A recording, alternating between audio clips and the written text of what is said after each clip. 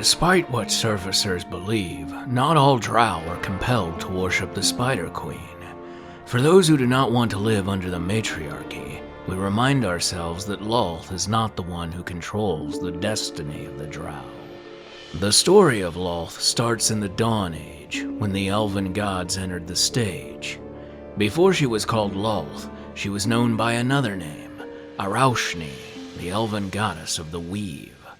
A minor power among the Seldarine, she was said to have a dark beauty that possessed the lord of the Seldarine, Corellon Larenthian.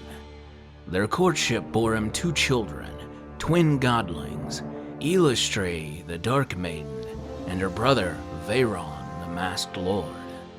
As his consort, she held a seat of honor among the elven pantheon and was made the Weaver of Destiny for all the Dark Elves. But hidden beneath the tapestry of her beauty lay a darker heart that burned with ambition, for Araushnee saw herself as being more than an equal of her fellow gods. She wanted to rule the Seldarine. Nay, she was meant to rule the Seldarine. And she knew, only with the death of Corellon would she be able to accomplish this. Since it is an unforgivable sin to murder a fellow god, Araushnee sought different means to bring about the demise of her lord. Her first attempt was to exploit Gruumsh, the creator of the Orcs and Larenthian's most bitter rival. On the eve of a battle with He Who Never Sleeps, Araushnee presented Corellon with a silken sheath for his sword, Zahandrian, a blade of the sun. Little did he know, though, that Araushnee had ensorcelled the sword's sheath, and as Corellon drew the sword, it became brittle and was shattered by Gruumsh's rusty axe. It was only by the intervention of the goddess of moonlight, Sehanine Moonbow, who managed to restore the blade that Corellon was able to cut out an eye of the Orc god and defeat him. Seeing that the Orc god had failed to kill Corellon, Araushnee sought another god that could complete the deed. Wandering the plains, she found Malar, the Beast Lord, tearing apart another god. To taunt him into killing Corellon, she challenged the Black-Blooded One that he would not be able to hunt down the Elf Lord in his home, even though he was weakened and wounded. Malar took up the challenge and entered Arvandor, but even in his wounded state, Corellon was able to repel the Beast Lord. Foiled yet again, Araushnee grew more hateful, and so she left Arvandor to conspire with every enemy of the Elves to attack the Seldarine. But her plan was far from complete, for she knew the army would not be able to defeat the combined might of the Seldarine. Returning to Arvandor at sundown, she was confronted by Moonbow. The Moon Goddess accused Araushnee of being a traitor to the Seldarine for conspiring to murder Corellon. In a desperate bid to silence her, she spun a silky weave to capture the Moon Goddess, but she knew she would not be able to keep the Moon Goddess for long. She needed an accomplice to see her plans through, and so she summoned her son, Vhaeraun, to her side. When he arrived and saw the captured goddess, he asked his mother what she had done. It was then she shared her plans with her son. Vhaeraun, sharing his mother's ambitions and ever so jealous of his sister, the Dark Maiden, Eilistrae, saw the possibilities of her plan. She said to him, "You are my son indeed. Your role in this will be carried out well. Of that I have little doubt. Nor do I doubt your desire to rule with me when this is done. Go now, be rid of Sehanine, and then return as quickly as you can. I need you to take this sheath to the moor, so that Eilistrae can find it in the night and return it to her father." The following day, the Dark Maiden returned the sheath to her father and reported that a host of gods and godlings were marching upon Arvandor. Corellon rallied the Seldarine for battle and met the invaders at the threshold of Arvandor. Raising his sword high, he led the charge. The battle was bitter, but victory was firmly in the hands of the Seldarine, as Araushnee had calculated. Her intent was not the defeat of the Seldarine, but only that the battle would bring the death of Corellon. Upon surveying that the clash had been won, Corellon returned Sahandrian back to Araushni's sheath, which Eilistrae had recovered earlier.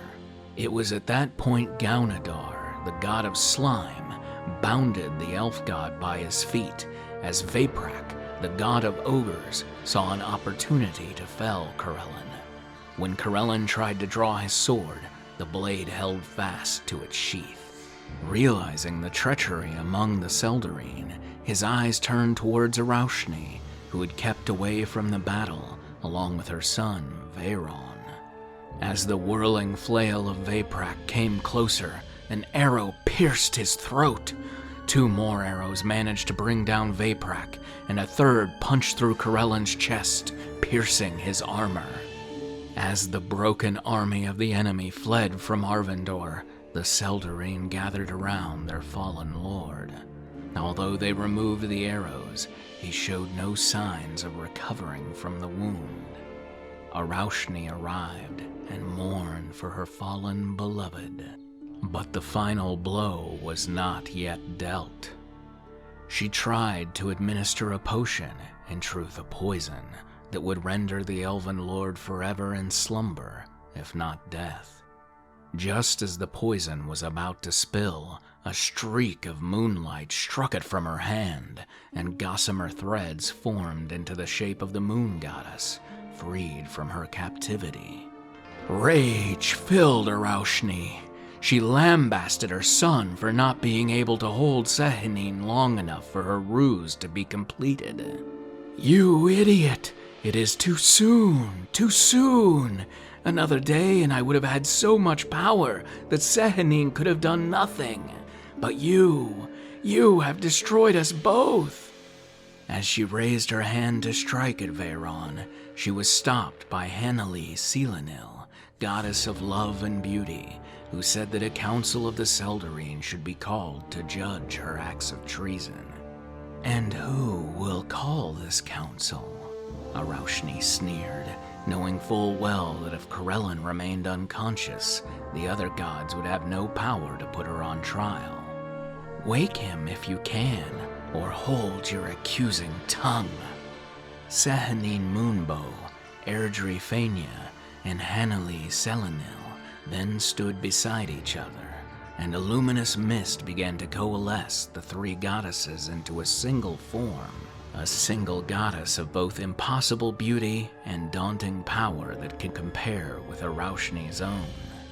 "I am Angarath," the new goddess proclaimed in a voice that was wind, moonlight, and music. "I am 3 and I am 1. 3 to ensure the treachery never again enters the heart of a goddess of Arvandor, and to stand at Corellon's side." With a light touch of her hand upon Corellon's forehead and to his heart, the wounds closed and the elf lord opened his eyes. "A great evil has entered our midst," he said in a dry whisper. Sahandrine stepped forward and told her story. Everyone remained silent as they absorbed the dreadful tale, and finally Corellon asked the Seldarine to decide on the fate of Araushni. "Banishment," was spoken in unison. Corellon looked to their son and said thus, "And you, Vhaeraun, though you have also betrayed, you have earned a different fate. You are young, and you merely followed your mother's bidding. It is tragic that this path led you into evil. You must learn to think and live on your own. In time, perhaps, you can redeem yourself and return to the fellowship of Arvandor. But for now, you must find a place on a mortal world alone." "Not alone. Eilistrae plotted with us. She deserves to share my fate," Vhaeraun replied. Corellon disbelieved that, of all the gods, Eilistrae would be involved in Araushni's plot, but by the witness of Airdrie Fania, Eilistrae did unleash the 3 arrows which fell Vhaeraun and Corellon, and the huntress never missed her mark. Vhaeraun turned to his mother. "You promised me power and honor," he said in a voice meant only for his mother's ears. "But instead your ambitions have cost me everything. Give me Elistrai, and I will consider this day's bargain well made." "What he says is true," Araushni declared. "My children were loyal to me. Whatever fate you assign Vhaeraun should rightfully be shared by Elistrai. Was it not she who returned to you my enchanted sheath?" In a wave of desperation, Corellon ordered Elistrai to be brought before him. When Elistrai discovered that her mother and brother were to be banished, she stood up and said she would go with her brother. And so Vhaeraun took his sister by her shoulder and left the trees of Arvandor into a world they had never known. Corellon returned to his consort and delivered the following decree. "Araushni, your sentence has been spoken by the Seldarine. For what you have done, for what you have become, be what you are and go where you must." Before the elven gods, Araushni's slender body grew to monstrous size, and her limbs lengthened, divided, and divided again. Araushni, the cunning weaver and treacherous lover, had become a spider queen. Most terrible of all was her face, for although her beauty was not altered, her visage was stripped of artifice and twisted in hatred. In agony and rage, Lolth attacked her former lover with web and venom, but was repelled at every turn with Sahandrian in hand. "Kill me," she taunted. "You will never rid yourself of me. Even now my limbs begin to grow anew. But you cannot do it, can you? Even in this you are weak. Kill me if you can, and end it." Corellon raised his sword high overhead and hurled it with all his strength. The elven sword sliced through the thread that suspended the Spider Queen, and she fell into a dark, whirling portal, a gate to the abyss. The goddess Angarath came to Corellon, trying to console him, saying nothing more could be done for her. To which Corellon replied, "The battle for control of Arvandor is over, and Araushni and her cohorts have lost, but I fear that, for the elven people, the struggle has just begun." So you see, not all drow are bound to Lolth, but are victims of deceit caught in her web of lies.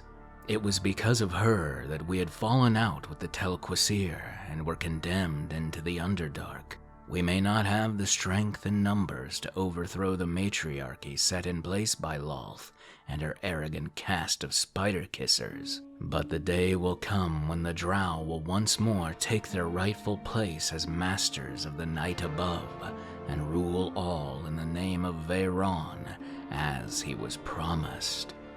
But for now, we strike from the shadows.